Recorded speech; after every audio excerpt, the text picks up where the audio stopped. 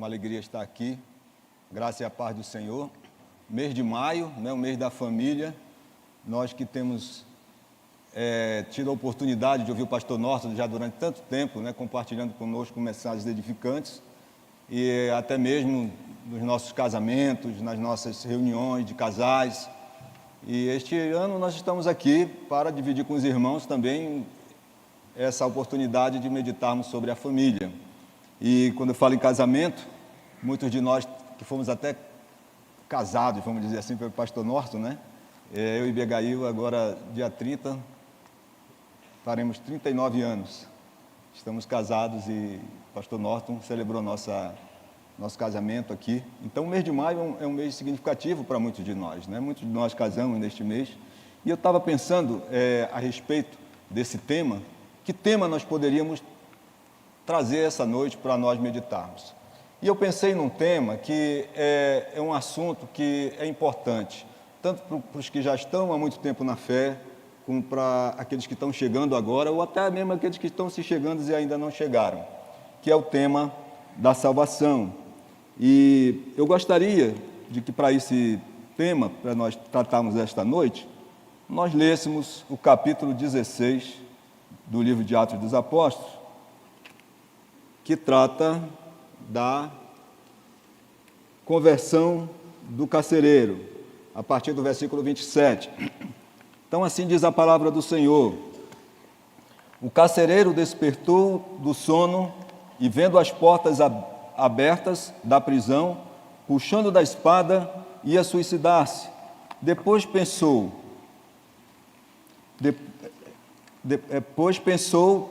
que os presos tinham fugido. Mas Paulo gritou bem alto: não faça nenhum mal a si mesmo, estamos todos aqui.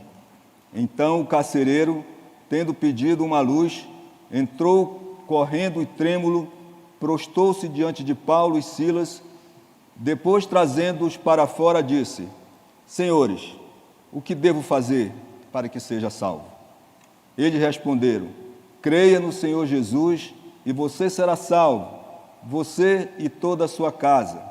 E pregaram a palavra de Deus ao carcereiro e a todos os que faziam parte da casa dele.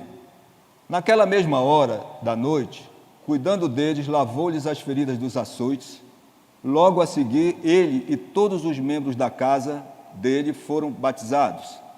Então, levando-os para a sua própria casa, deu-lhes de comer, e com todos os seus manifestava grande alegria por ter crido em Deus.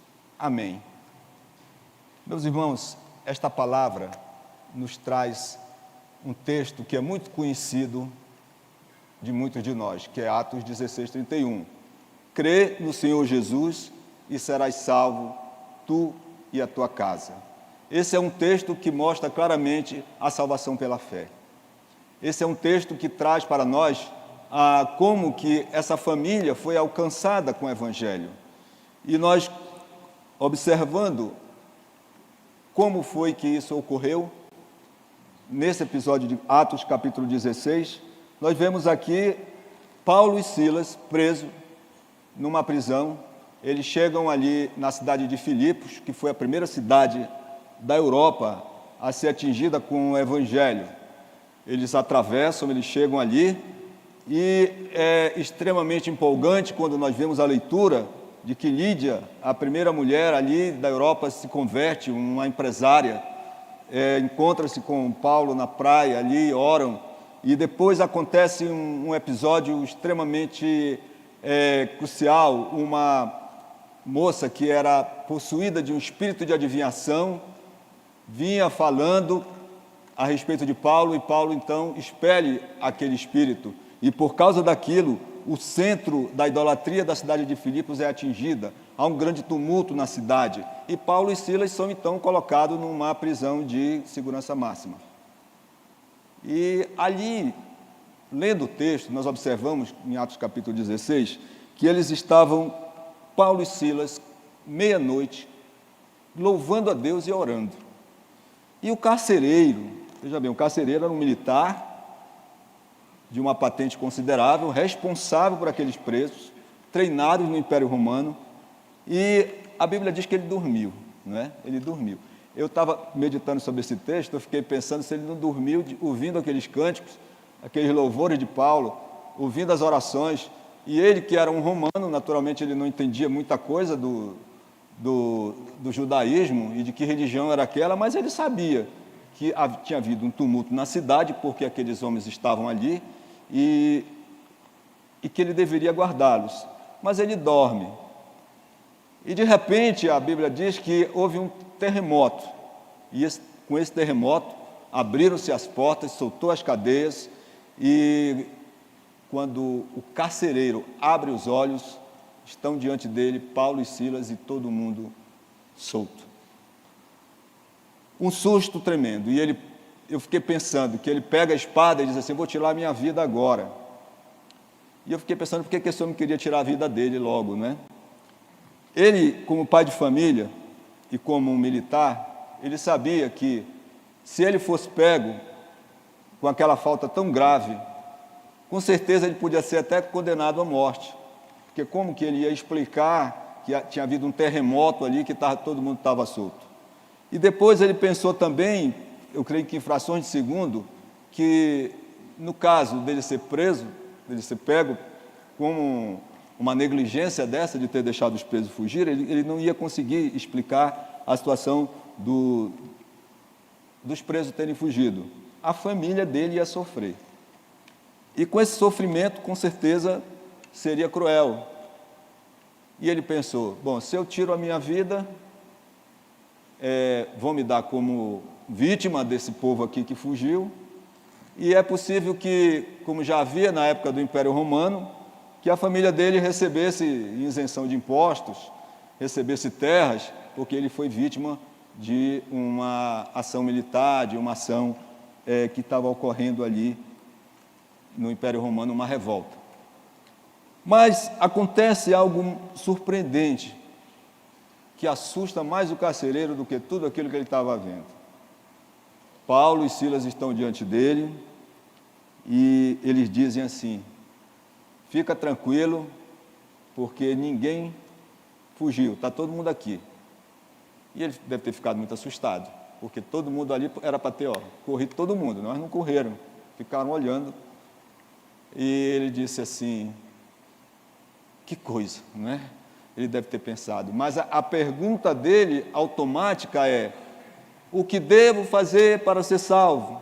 Então a gente vai entrando então no tema principal da nossa meditação essa noite, sobre o tema da salvação.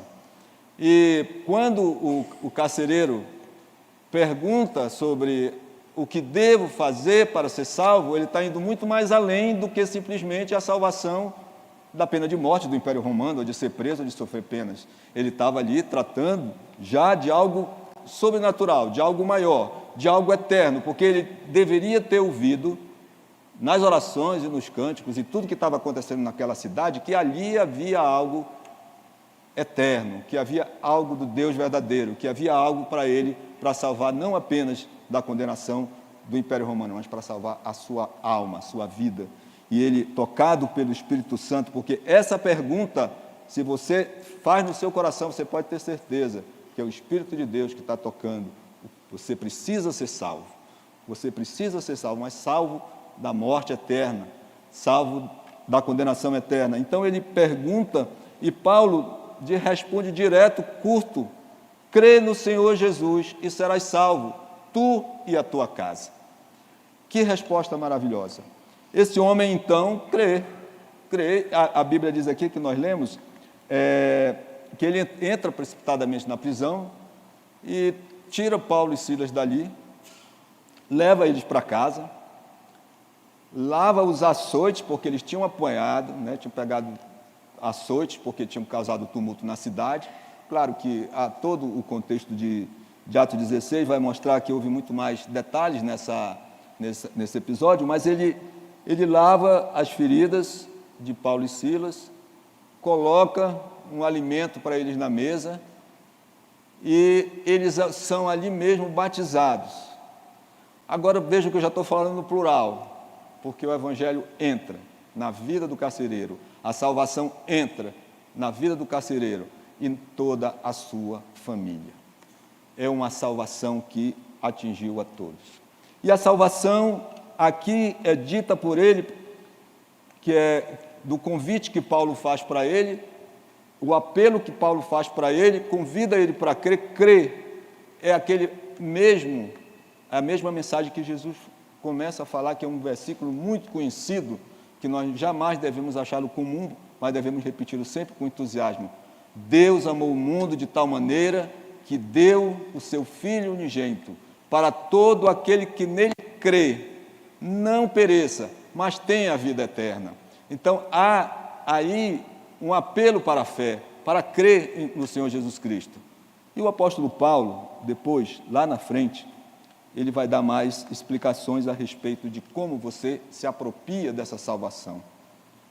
Porque eu penso que a maior preocupação, o maior desejo, a maior alegria que cada um crente convertido ao Senhor pode ter, é ele olhar para a sua família e ver que eles também estão na fé, que eles também estão experimentando essa salvação, que eles também estão crendo. E quando eu falo em família, eu me refiro aqui nesse momento, pai, mãe, filhos, mas também a grande família. Nós temos tios, temos cunhados, temos irmãos, temos sobrinhos e temos a grande família. E Paulo, ele diz o seguinte: você quer ser salvo? Se com tua boca confessares a Jesus como Senhor, Romanos 9, capítulo 10, e em teu coração creres que Deus o ressuscitou dos mortos, serás salvo. Porque com o coração se crê para a justiça e com a boca se confessa a respeito da salvação. Este é o grande apelo do Evangelho. Crer no Senhor Jesus de todo o coração, entregar a sua vida a Cristo, crer no Senhor Jesus e ser salvo. Aquele carcereiro foi salvo e com ele toda a sua família. Isso é algo extraordinário. Nós vemos também no próprio capítulo 16, quando começa o capítulo, uma experiência que acontece numa cidade anterior a Paulo chegar em Filipos, a cidade de Listra. Nesta cidade, ele encontra lá uma mãe, uma avó, não é? A dona Eunice, a dona Loide e o menino Timóteo. A Bíblia diz que Eunice já era uma judia crente, filha da dona Loide, a mãe dela. E criaram o Timóteo no Evangelho dentro de casa. E quando Paulo chega naquela cidade, ele encontra aquela família ali, e a Bíblia diz que o pai dele, de Timóteo, era grego. E era grego, ele não era nem judeu e nem era cristão. Ele era um pagão. Mas, pelo que a gente observa aqui no início do capítulo, eles viviam em paz. Parece que esse pai grego permitia que a mãe e a avó ali continuassem na fé. E o filho, naturalmente, até porque pela tradição rabínica, é judeu quem é filho de mãe judia. E, claro, que o filho do pai judeu também pode, mas ele vai ter que passar por um processo, mas não é naturalmente judeu. Então o menino, ele era judeu e já convertido, eles já tinham reconhecido Jesus como o Messias. O Evangelho já tinha entrado naquela casa. E o fato do Evangelho estar naquela casa nos mostra ainda que tantas vezes o Evangelho não entra pelo pai da família, não entra pelo chefe principal. Às vezes ele entra pela fé da mãe, às vezes da avó, não é? Mas vai atingindo os outros. E aquele menino, Timóteo, foi evangelizado dentro de casa.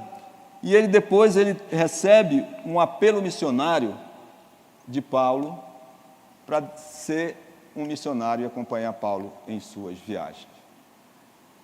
Ainda nós observamos no Evangelho como que esse contágio da fé ocorre tão forte dentro da família. Os irmãos, se nós vemos a conversão de André e Pedro, André era seguidor de João Batista, e quando ele ouve que Jesus passou, e João Batista disse assim: eis o Cordeiro de Deus, esse aqui que eu não sou digno de desatar as sandálias, esse aqui já existia antes de mim, esse é o Messias, esse é o Salvador do mundo. O André fica extremamente maravilhado, alegre, e ele sai correndo para encontrar Pedro. E quando ele chega lá com Pedro, ele diz: olha, Pedro, achamos o Messias. Tem uma série, aquela série The Chosen, né, que tem um episódio que mostra quando Pedro chega a André e fala para Pedro qual foi a reação dele. Quer dizer, aquilo ali é uma série, né? É uma arte, uma forma de expressar. Ele não mostra entusiasmo nenhum, muito pelo contrário, isso é uma loucura, mais uma loucura de vocês. Só que ele vai, Pedro vai com André até Jesus. E quando ele chega lá, ele realmente reconhece também, junto com André. E ele também tem a sua experiência de como André crê em Jesus. E Jesus disse: vinde após mim, que eu vos farei pescadores de homem. A palavra de Deus mostra algumas situações familiares em que o Evangelho vai entrando, não é? E essa noite eu fico pensando, eu gostaria também de colocar para você, que você pensasse um pouco como é que o Evangelho chegou até você. Talvez tenha chegado por alguém da família, talvez alguém não tenha sido alguém da família, mas de qualquer maneira atingiu a sua família, não é?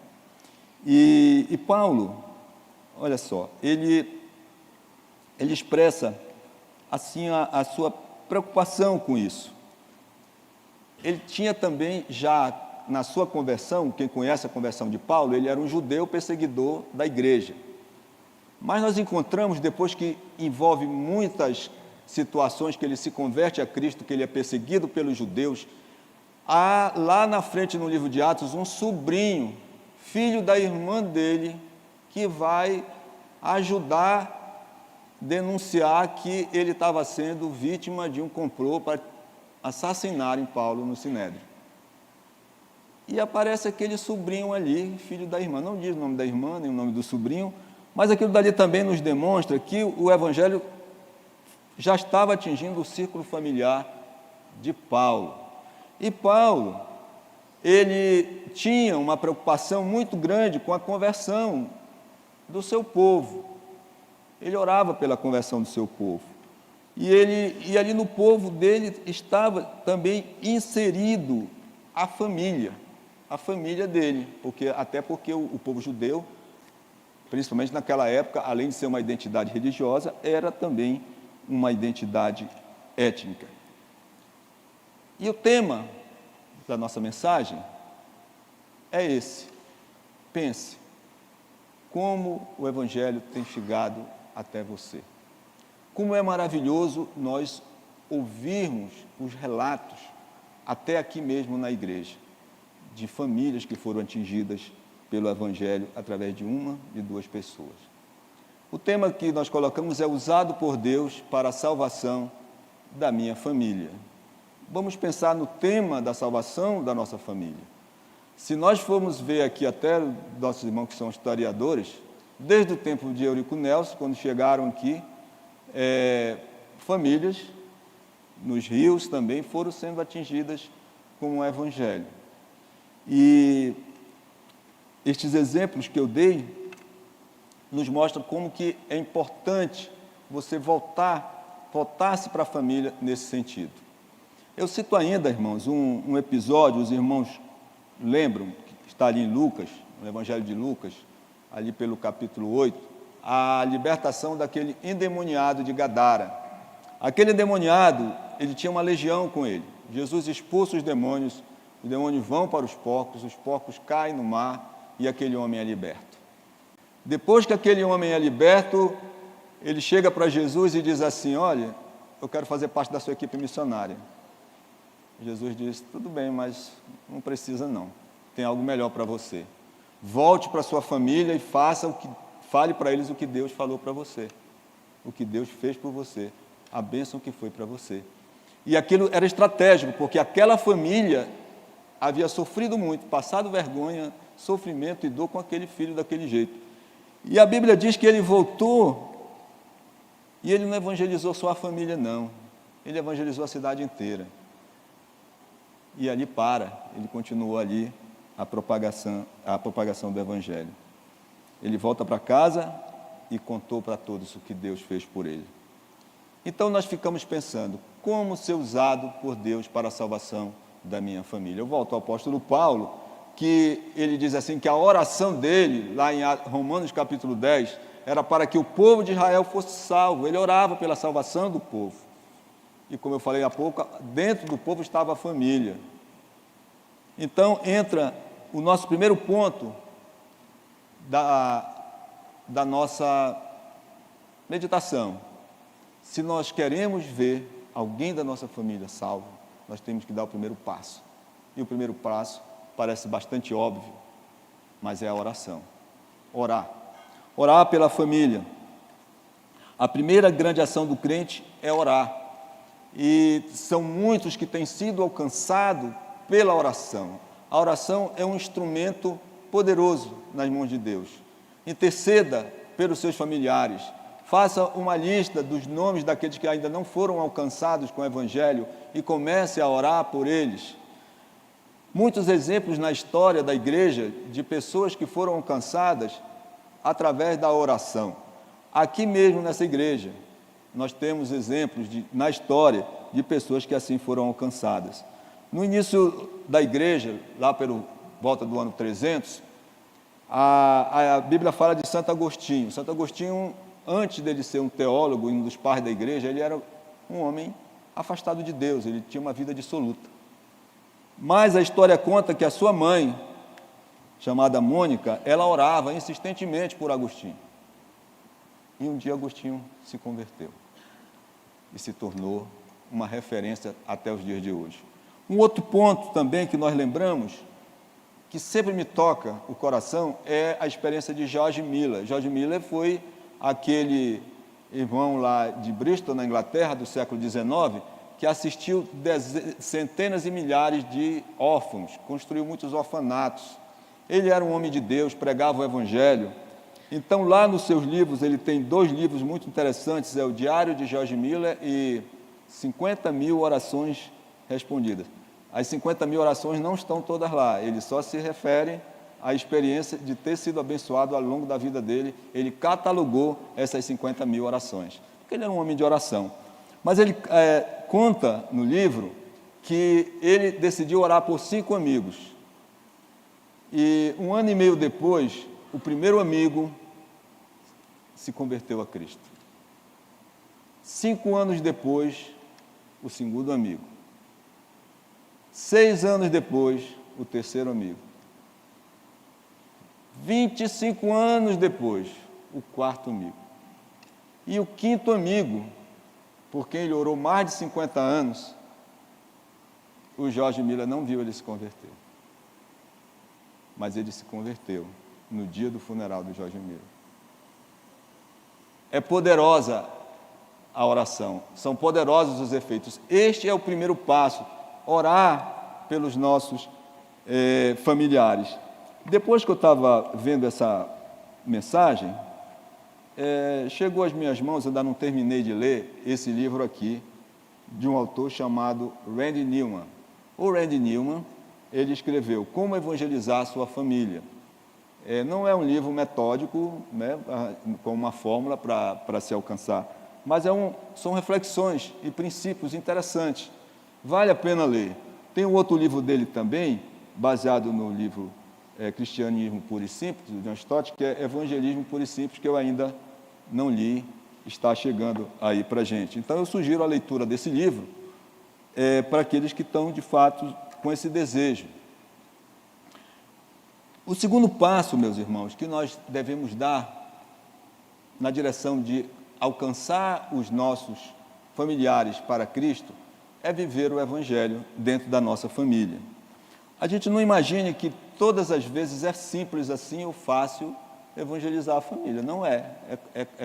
É complicado, principalmente se você ainda está no contexto dos irmãos dentro de casa, com pai, com mãe, com tudo. É complexo, porque há uma resistência, muitas vezes natural. Nós vemos aqui que o chefe da família, o carcereiro, ele foi atingido com o Evangelho. Nós vemos também em Atos capítulo 10, o Cornélio também, que era um outro romano, ele se converte com toda a casa dele ao mesmo tempo. Mas nem sempre é assim.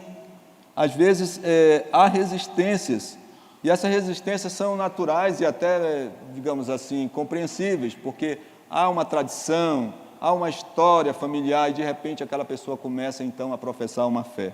E, tantas vezes, aquilo vai de encontro ao que vem se caminhando ali. Nós observamos, meus irmãos, que quando se trata de evangelizar a família, essa dificuldade nem Jesus foi poupado. Lá em João diz que nem os da sua família acreditavam nele. Não acreditavam. Ele teve resistência, lá em João capítulo 7, versículo 5, diz que nem os irmãos de Jesus criam nele inicialmente. Claro que essa incredulidade ela não perdurou.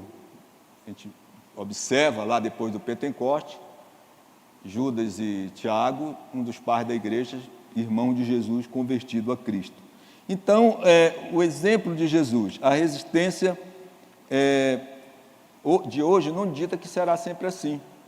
E você pode pensar assim, como é que eu vou, então, evangelizar a minha família? O ponto número 1 é viver o evangelho dentro de casa. As pessoas precisam observar, os seus parentes, seus familiares, que você, a sua conduta, a sua integridade corresponde ao que você fala. E não apenas uma religiosidade, mas também uma demonstração de serviço, de amor, de companheirismo, de solidariedade, de estar junto, ver que, de fato, você tem interesse e ama aquela pessoa. Isso daí é uma linguagem que não tem como resistir. É uma porta aberta para a pregação do Evangelho. O testemunho arrasta. Eu trago aqui uma frase atribuída a São Francisco de Assis, quando ele diz assim: pregue o Evangelho em todo o tempo, e se for necessário, use palavras. Então, a nossa conduta na família, ela é observada. E na hora que nós formos abrir a boca para falar, aquilo vai ter sentido para quem está ouvindo. Porque senão, você vai se mostrar como uma pessoa religiosa, radical, legalista, e tantas vezes não comunica a verdade de Cristo, a fé em Cristo, a salvação que é tão importante. Nós não devemos perder tempo, a família precisa notar o nosso discurso e a nossa conduta. Então, o primeiro passo, a oração. O segundo passo é a integridade, a vida do Evangelho na família.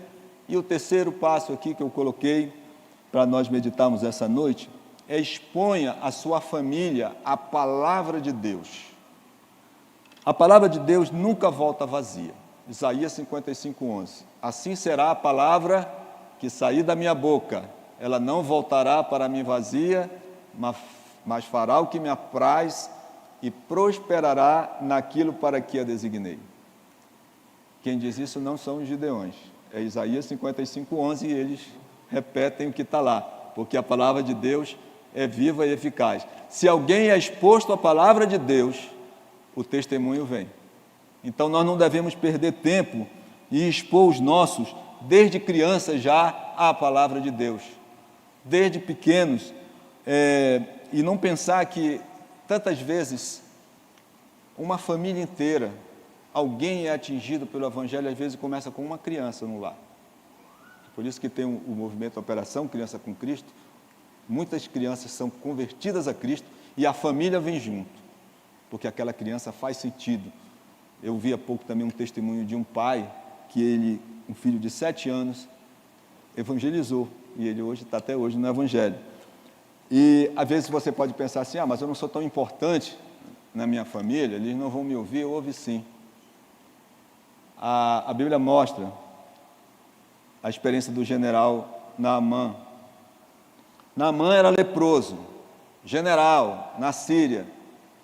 E de repente uma menina escrava, que não diz nem o nome dela, diz assim: olha, lá em Samaria tem um profeta que vai fazer o nosso general aí ficar curado. E porque aquela menina abriu a boca, aconteceu tudo aquilo. O general termina indo encontrar com Eliseu, ele termina mergulhando no Jordão 7 vezes, e termina sendo curado, e termina se convertendo ao Deus de Israel. Então, nós não desprezemos que expor a palavra de Deus aos nossos funciona. E eu relato aqui algumas experiências pessoais. Meus irmãos, eu fui o primeiro da minha família. Eu tinha 18 anos quando eu conheci o Evangelho. Fui o primeiro. Então, eu enfrentei algumas dificuldades. Mas como eu era o mais velho, eu tinha uma espécie de, digamos assim, de precedência sobre os meus irmãos. E eu vi vários deles se converter a Cristo, mas eu lembro, eu tenho um irmão 10 anos mais novo do que eu, o Gentil. E esse irmão, às vezes ele ficava sob meu cuidado. E eu ia para a igreja, levava ele para a igreja. Ele, pequeno. Ele não ia muito feliz, mas ia. Quando ele já estava assim com uns 15 anos, ele disse, olha, vamos para a igreja. Isso já faz muito tempo. Tá bom. Ele não ia com a cara muito amiga, mas ia. Não sei por que me obedecia. E chegando lá, ele entrava, um dia ele chegou na igreja comigo, foi para lá, sentou para o lugar dele, longe de mim, e eu fiquei aqui orando, e esqueci dele também. Mas alguma coisa aconteceu, quando, na hora que o pastor fez um apelo para entregar a vida a Cristo, que eu abro o meu olho, o meu irmão estava lá de joelho, entregando a vida dele a Cristo. E desde aquele dia, ele nunca mais deixou o Senhor. Hoje ele já é avô, né? Ele já é avô e ele e toda a família dele segue. Então, o que eu quero dizer com isso é que nós não devemos perder tempo nem oportunidade de expor. Se não é filho, não é irmão, mas é um parente, nós temos que estar presente com eles, nas celebrações, nos momentos de dificuldade, e com a palavra de Deus, aqueles que não conhecem, está aqui o Evangelho, está aqui a salvação, não é? E você precisa conhecer essa palavra, você precisa ler isso aqui, leia aqui comigo, e a palavra de Deus vai fazendo efeito, na hora que você nem está percebendo. Às vezes você deixa aquela pessoa lá, mas a palavra de Deus, a semente, ficou lá naquele coração. A minha avó, minha avó materna, ela tem uma história interessante, eu até conferi as datas com o irmão Vanias. Ela nasceu aqui na rua Joaquim Nabuco em 1913. E, bom, quando eu me dei por gente, eu já não tinha mais nada disso, não é? Ela nasceu aqui. E ela era uma pessoa assim que exerceu muita influência na minha vida. Ela, na época dela, como o pastor Norton diz, ela era uma generala, né? Ela foi das primeiras mulheres profissionais da geração dela, era da Marinha Mercante. E com 18 anos, quando eu me converti, ela chegou comigo e disse assim, você está indo naquela igreja?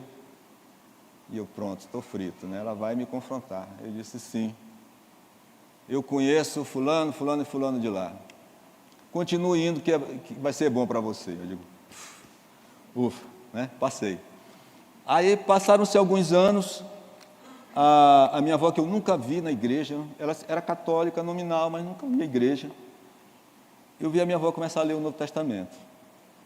Eu chegava lá, ela já estava aposentada, lendo o Novo Testamento, e de vez em quando ela falava alguma coisa do que ela estava lendo. E eu fiquei surpreso. Mas eu fiquei mais surpreso, foi um dia que ela chegou comigo e disse assim, olha, quando eu era criança, me levaram na primeira igreja batista, várias vezes.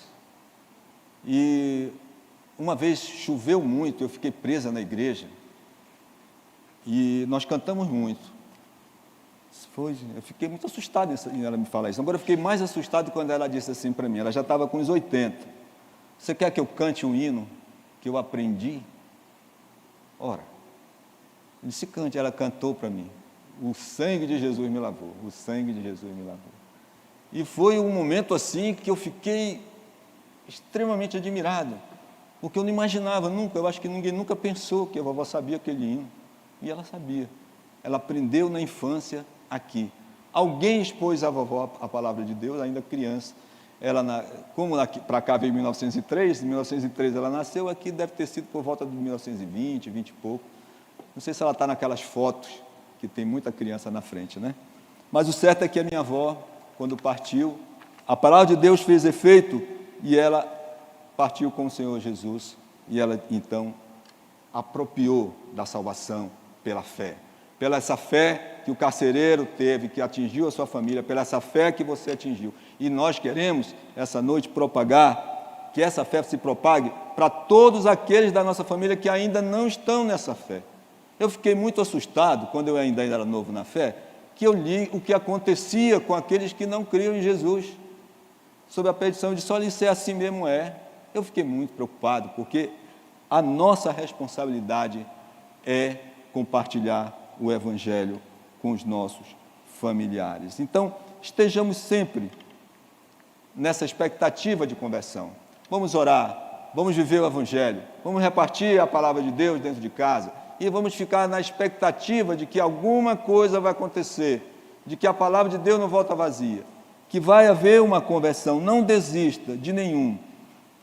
Façamos contatos com os nossos familiares, aqueles que às vezes é aquele primo que vai ficando distante, é aquele tio, mas vamos retomar o contato, porque às vezes nós nos isolamos muito na igreja, nos domingos e tudo, e às vezes nós perdemos esse contato com aqueles nossos familiares que ainda não conhecem o Evangelho. Lembre-se que essa conversão, ela é uma expectativa, inclusive para aqueles que estão afastados do Evangelho, que já conhecem a palavra de Deus, que se desviaram. Nós devemos ter o coração aberto para acolher de volta aqueles que creem, aqueles que retornam para o Senhor Jesus. Então, há essa expectativa do filho pródigo. O filho pródigo, o pai, com certeza não diz isso, mas ele deve ter ficado esperando esse filho retornar. Talvez ele soubesse, olha, o filho está gastando dinheiro, o filho está fazendo farra, o filho está desperdiçando tudo, e ele devia ficar lá orando, né? A Bíblia não diz isso, eu que estou imaginando, naquela expectativa que um dia ele volta, e ele voltou, e no dia que ele voltou houve alegria para aquele pai. Então, que estejamos assim na expectativa, não só de filhos, mas de todos aqueles que nós conhecemos, que são nossos familiares, que estão afastados do Evangelho. Nós devemos também fazer o nosso trabalho, depender da soberania de Deus. Deus vai fazer tudo com o seu amor, com a sua justiça. A ação de Deus é sábia. E nós não devemos ter a expectativa também de que será tão simples, né? Tantas vezes a gente observa que há uma expectativa da conversão desse parente, desse familiar, e tantas vezes parece tão longe, não é, que isso aconteça. Mas nós devemos fazer o nosso trabalho, crer que a conversão virá. As cartas mostram alguns episódios interessantes. Por exemplo, Paulo orienta a respeito do convívio do lar quando um dos cônjuges é crente e o outro não é. E ele diz assim: se ele consente viver com você, viva com ele. Se ele quiser se apartar, deixe ele apartar. Mulher, Pedro fala, calada, ganha seu marido sem palavras. Ora, ganhar sem palavras é algo extraordinário, não é? Então, só pelo testemunho. Ore fielmente pela sua família. Viva o Evangelho, vamos viver o Evangelho de forma íntegra. Vamos expor os nossos amados à palavra de Deus e vamos estar na expectativa da conversão deles. Vamos entrar em ação, perseverar com amor. E vem alguns questionamentos para nós encerrarmos a nossa meditação. Como tem sido a nossa vivência particular do Evangelho em relação aos nossos familiares? Se nós estamos tendo dificuldade, alguma barreira, a primeira coisa que a gente deve pensar é dizer: eu tenho que pregar o Evangelho para mim mesmo primeiro, não é? Eu tenho que primeiro ver se está batendo o que eu estou falando. Eu tenho que ver se realmente eu estou nessa fé. Eu tenho que entender que realmente eu fui alcançado por essa salvação. Eu tenho que crer que essa salvação que atingiu minha vida tem que ser transbordada para o meu familiar. O nosso testemunho, como está? Nós estamos apáticos e indiferentes à realidade espiritual dos nossos familiares? De uns tempos para cá, nós temos nos preocupado da seguinte maneira: junto com a Abigail, a gente tem feito lista de oração. E nós temos orado e procurado nos aproximar daqueles familiares que estão distantes de nós, que ainda não foram alcançados com o Evangelho. E estamos aguardando no Senhor oportunidades para que essas pessoas possam, de fato, crer e se achegar ao Senhor Jesus Cristo. Nós temos que buscar essa oportunidade de servir com amor, traçar estratégia de expor a palavra de Deus, trazê-los à igreja, ler a palavra de Deus com eles, não é?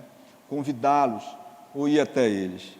A nossa fé, ela está tão evidente a ponto de que os nossos familiares vejam Cristo em nós, então que esse milagre que ocorreu na família do carcereiro, que eu penso que muitos de nós têm experimentado na sua vida, que ele possa ter uma efusão no nosso coração, a ponto da gente não se esquecer, da gente não relaxar, da gente não deixar para lá aquele familiar que ainda não foi alcançado pelo Evangelho, mas que a gente insista em fazer a nossa parte, pregando o Evangelho como Jesus nos ordenou e nos apropriando dessa promessa.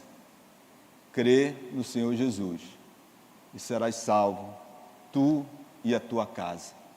Essa não é uma promessa absoluta, mas é um convite para que nós também, crendo, possamos alcançar os nossos familiares com o Evangelho. Que Deus abençoe o mês de maio e que muitas famílias possam se chegar a Cristo e que nós possamos ser usados pelo Senhor para alcançar muitos familiares nossos para o Evangelho e para a salvação no Senhor Jesus Cristo. Amém.